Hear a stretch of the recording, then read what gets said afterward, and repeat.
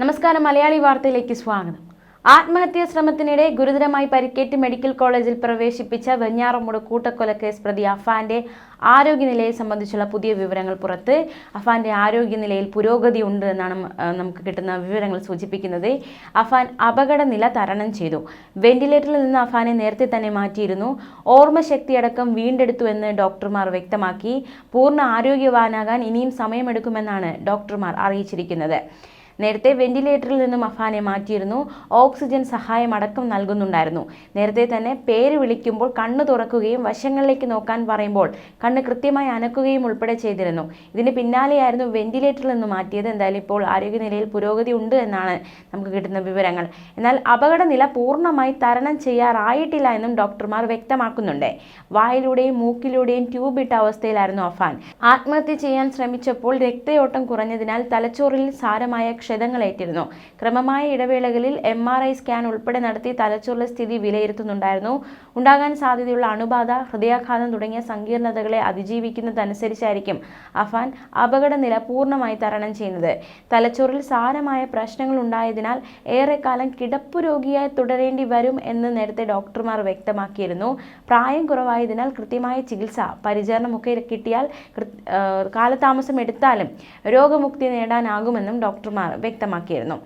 ഏതായാലും പൂജപ്പുര സെൻട്രൽ ജയിലിൽ കഴിഞ്ഞിരുന്ന അഫാനെ കഴിഞ്ഞ 25-ന് രാവിലെ 11 മണിയോടെയാണ് ജീവനൊടുക്കാൻ ശ്രമിച്ചത്. ജയിലിനുള്ളിലെ അതീവ സുരക്ഷയുള്ള മേഖലയായ UT ബ്ലോക്കിൽ ആത്മഹത്യാ ശ്രമം നടക്കുകയായിരുന്നു. ഗുരുതര സുരക്ഷാ വീഴ്ചയാണ് ഉണ്ടായത് എന്ന് സർക്കാർ വിലയിരുത്തിയിരുന്നു. പൂജപ്പുര സെൻട്രൽ ജയിലിൽ 2 UT ബ്ലോക്കുകളാണുള്ളത്. UTA, UTB എന്നിവയാണവ. ഇതിൽ ജയിലിനുള്ളിലെ ജയിൽ എന്നറിയപ്പെടുന്ന UTB ബ്ലോക്കിലായിരുന്നു അഫാനെ പാർപ്പിച്ചിരുന്നത്. 7 സെല്ലുകളാണ് UTB ബ്ലോക്കിൽ ഉള്ളത്. CCTV നിരീക്ഷണത്തിന് പുറമെ 24 മണിക്കൂറും വാർഡന്മാരുള്ള നേരിട്ടുള്ള നിരീക്ഷണവുമുള്ള മേഖലയാണിത്. കൂട്ടക്കൊലയ്ക്ക് ശേഷം എലിവിഷം കഴിച്ചാണ് 23-കാരനായ അഫാൻ പോലീസ് സ്റ്റേഷനിൽ ഹാജരായത്. അന്ന് അടിയന്തരമായി ചികിത്സ നൽകിയാണ് ഇയാളെ രക്ഷിച്ചത്. മെഡിക്കൽ കോളേജിൽ ദിവസങ്ങളോളം ഇയാൾ ചികിത്സയിലായിരുന്നു.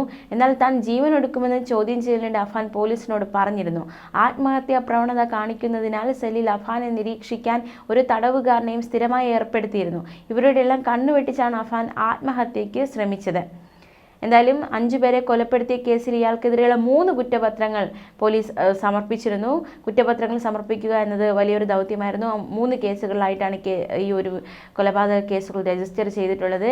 അതായത് പിതൃമാതാവ് സൽമ ബീവിയെ കൊലപ്പെടുത്തിയ കേസിൽ പാങ്ങോട് പോലീസും, പിതൃ സഹോദരനെയും ഭാര്യയും കൊലപ്പെടുത്തിയ കേസിൽ കിളിമാനൂർ പോലീസും, തൻ്റെ പെൺ സുഹൃത്തിനെയും അതുപോലെ തന്നെ സഹോദരനെയും കൊലപ്പെടുത്തിയ കേസിൽ വെഞ്ഞാറമൂട് പോലീസുമാണ് ഈ കേസ് രജിസ്റ്റർ ചെയ്തിട്ടുള്ളത്. 3 കുറ്റപത്രങ്ങളും സമർപ്പിക്കപ്പെട്ടു. നേരത്തെ ഈ 3 പോലീസും പ്രതിയെ കസ്റ്റഡിയിൽ വാങ്ങി ചോദ്യം ചെയ്യുന്ന സാഹചര്യം, തെളിവെടുപ്പൊക്കെ നടത്തിയിരുന്നു. ആദ്യമായി കുറ്റപത്രം സമർപ്പിച്ചത് പിതൃമാതാവ് സൽമ ബീവിയെ കൊലപ്പെടുത്തിയ കേസിലായിരുന്നു. പാങ്ങോട് പോലീസായിരുന്നു കുറ്റപത്രം സമർപ്പിച്ചത്. Nedumangad judicial first class magistrate കോടതിയിലാണ് കുറ്റപത്രം സമർപ്പിച്ചത്. 450 പേജുള്ള കുറ്റപത്രത്തിൽ 120 സാക്ഷികളും 40 തൊണ്ടി മുതലുകളുമാണ് ഉണ്ടായിരുന്നത്. സൽമ ബീവിയോട് അഫാന് വൈരാഗ്യമുണ്ടായിരുന്നതായി കുറ്റപത്രത്തിൽ വ്യക്തമാക്കിയിരുന്നു. കടവും അഫാനോട് കടക്കാർ പണം തിരികെ ചോദിച്ചതിലുള്ള ദേഷ്യവുമായിരുന്നു കൊലപാതകത്തിന് പിന്നിലെന്നായിരുന്നു കുറ്റപത്രത്തിൽ പോലീസ് വ്യക്തമാക്കിയിരുന്നത്. കടം വീട്ടാൻ സഹായിക്കാതിരുന്നതും അമ്മയെയും തന്നെയും കുറ്റപ്പെടുത്തിയതും പരിഹസിച്ചതുമാണ് പിതൃമാതാവായ സൽമ ബീവിയെ കൊലപ്പെടുത്താനുള്ള കാരണം. കുടുംബം കടബാധ്യതയിൽ മുങ്ങി നിൽക്കുമ്പോൾ പിതൃമാതാവിനോട് സാമ്പത്തിക സഹായം ആവശ്യപ്പെട്ടു. പക്ഷെ കിട്ടിയില്ല.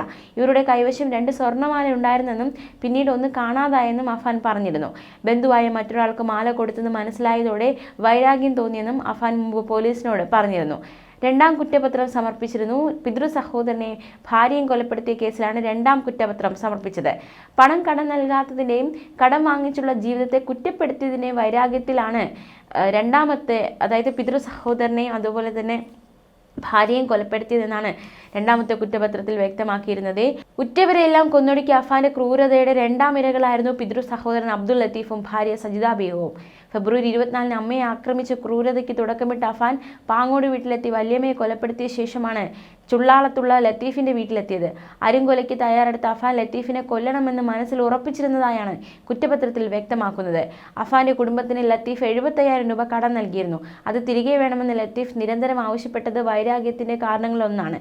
അതുകൂടാതെ പലയിടങ്ങളിൽ നിന്ന് കടം വാങ്ങിയുള്ള അഫാന്റെയും അമ്മയുടെ ജീവിതത്തെ ലത്തീഫ് കുറ്റപ്പെടുത്തിയിരുന്നു. അഫാന്റെ പിതാവ് വിദേശത്ത് കുടുങ്ങാനുള്ള കാരണം അഫാനും അമ്മയും ദാരിദ്ര്യമാണെന്ന് കുറ്റപ്പെടുത്തിയതും അഫാന്റെ വൈരാഗ്യം ഇരട്ടിച്ചു. മറ്റു ചിലരുടെ കടം വീട്ടാനായി പലപ്പോഴായി പണം ചോദിച്ചപ്പോൾ നൽകാതിരുന്നതും അഫാനും കാമുകി ഫർസാനയുമായുള്ള അടുപ്പത്തെ വിമർശിച്ചതും വൈരാഗ്യത്തിന്റെ മറ്റ് കാരണങ്ങളാണെന്ന് കുറ്റപത്രത്തിൽ വ്യക്തമാക്കിയിട്ടുണ്ട്. ഈ വൈരാഗ്യം മനസ്സിലിട്ട് വീട്ടിലെത്തിയ അഫാൻ ഉച്ചയ്ക്ക് 2:30 ലത്തീഫിനെ ആക്രമിച്ചു. സ്വീകരണ മുറിയിൽ കസേരയിലിരുന്ന് സംസാരിക്കുന്നതിനിടെ ചുറ്റിക കൊണ്ട് തലയ്ക്ക് അടിക്കുകയായിരുന്നു. സജിദ ബീഗത്തെ കൊല്ലണമെന്ന് അഫാന് നിർബന്ധമുണ്ടായിരുന്നില്ല. പക്ഷേ ലത്തീഫിനെ കൊന്ന ശേഷം സജിദയെ കൊല്ലാതെ വിട്ടാൽ തന്റെ അരുംകൊലകൾ ഉടൻ പുറംലോകം അറിയുമെന്നതിനാലാണ് സജിദയെയും കൊന്നതെന്നും പോലീസ് വിശദീകരിക്കുന്നു. കിളിമാനൂർ ഇൻസ്പെക്ടർ ബി ജയന്റെ നേതൃത്വത്തിലാണ് കുറ്റപത്രം നൽകിയത്. മാത്രമല്ല, കേസിൽ 3ാമത്തെ കുറ്റപത്രവും അഫാനെതിരെ സമർപ്പിച്ചിരുന്നു. സഹോദരൻ അക്സാൻ, പെൺസുഹൃത്ത് ഫർസാന എന്നിവരെ കൊലപ്പെടുത്തിയ കേസിലാണ് നെടുമങ്ങാട് കോടതിയിൽ 3ാമത്തെ കുറ്റപത്രം സമർപ്പിച്ചത്. ഇതോടെ എല്ലാ കേസുകളിലും കുറ്റപത്രം സമർപ്പിക്കൽ പൂർത്തീകരിക്കപ്പെട്ടു. 750 പേജുള്ള കുറ്റപത്രത്തിൽ 140 സാക്ഷികളാണുള്ളത്. സാമ്പത്തികമായ കാരണങ്ങളാണ് കൂട്ടക്കൊലയ്ക്ക് പിന്നിലെന്നാണ് കുറ്റപത്രത്തിൽ വ്യക്തമാക്കുന്നത്. അമ്മയെ കൊലപ്പെടുത്താൻ ശ്രമിച്ചുവെന്നും കുറ്റപത്രത്തിൽ വ്യക്തമാക്കിയിട്ടുണ്ട്. ഫെബ്രുവരി 24-നായിരുന്നു നാടിനെ നടുക്കിയ കൂട്ടക്കൊലപാതകങ്ങൾ നടന്നത്.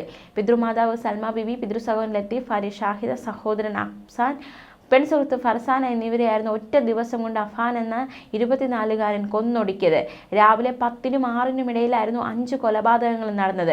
മാതാവ് ഷെമിയെ ആക്രമിച്ചപ്പോൾ മരിച്ചെന്നായിരുന്നു അഫാൻ കരുതിയത്. ഇതിന് പിന്നാലെയാണ് ഓടി നടന്ന് ബാക്കി എല്ലാവരെയും അഫാൻ കൊലപ്പെടുത്തിയത്. 5 കൊലപാതകങ്ങൾക്ക് ശേഷം അഫാൻ എലിവിഷൻ കഴിക്കുകയും പോലീസിൽ കീഴടങ്ങുകയും ചെയ്തിരുന്നു. എന്തായാലും അതിക്രൂരമായ കൊലപാതകങ്ങൾ, ഒരു നാടിനെ ഒന്നടങ്കം നടുക്കിയ അതിക്രൂരമായ കൊലപാതകം. 3 കുറ്റപത്രങ്ങൾ സമർപ്പിക്കപ്പെട്ടിരിക്കുന്നു. ആദ്യ കുറ്റപത്രം സമർപ്പിച്ച് പിറ്റേന്ന് തന്നെ അഫാൻ ആത്മഹത്യക്ക് ശ്രമിച്ചു. ഈ ജയിലിനുള്ളിൽ എന്നത് ഏറ്റവും ശ്രദ്ധേയമാണ്. എന്തായാലും അഫാൻ ഇപ്പോൾ ആശുപത്രിയിൽ ചികിത്സയിലാണ്. ആരോഗ്യസ്ഥിതിയിൽ പുരോഗതി ഉണ്ട് എന്നാണ് അറിയാൻ സാധിക്കുന്നത്. ഈ അഫാന്റെ ആത്മഹത്യാ ശ്രമവുമായി ബന്ധപ്പെട്ട് അഫാന്റെ പിതാവ് അബ്ദുൾ റഹീം പ്രതികരിച്ചത് ഇപ്രകാരമായിരുന്നു: അഫാൻ ചെയ്തത് എന്താണെന്ന് അഫാന് നന്നായി അറിയാം. അതിന്റെ ശിക്ഷ അവൻ അനുഭവിക്കണം എന്ന രീതിയിൽ ഒരു പ്രതികരണമാണ് അഫാന്റെ പിതാവ് നടത്തിയത്. ന്യൂസ് ഡെസ്ക് മലയാളി വാർത്ത.